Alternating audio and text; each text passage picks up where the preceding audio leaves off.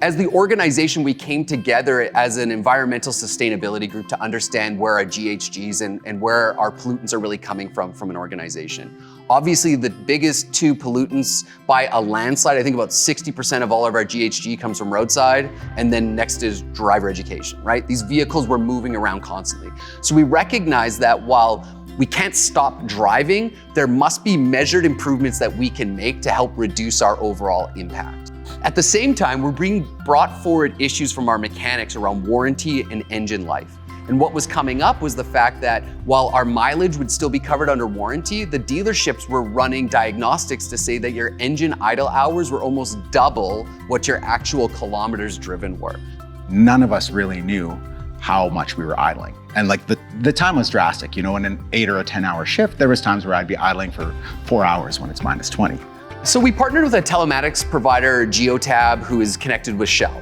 And ultimately what we wanted to do is understand what's our idling. And we quickly did a pilot in Edmonton and Calgary with about 8 trucks per city. And our average engine runtime, 40% of the time it was idling. You know, our old habits was just like, if you're working, the truck is running. That was a lot of the mentality, I think. So what we did is we recognized that we now have a measurement tool. We need to get that in the vehicle. So that was phase one, is we need a way to measure, because what gets measured, gets action. The second one is we needed clarity around an idling policy. Clearly our old idling policy of do good was not clear enough for employees and very fair. And then the third thing we did is we actually created idling scorecards for each individual driver that we would email to them every 2 weeks around their idling behavior. We really coined the phrase conscious idling. Actually seeing the numbers visually is, it's quite nice to have that, because then you can see where you're at and where you were before. It really comes down to seeing that number dwindle down makes me feel good.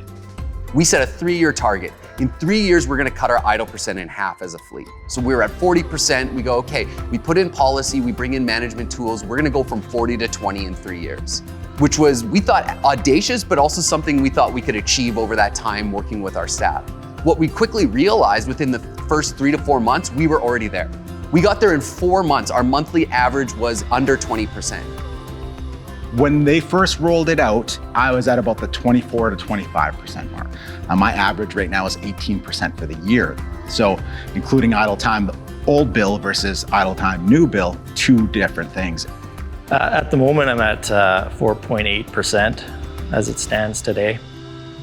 People could get behind the why. They could understand it, both the environmental piece, but even the financial piece and the asset piece. People care. They work here because they care, and they want to make positive change that really didn't have a huge impact on how they did their jobs.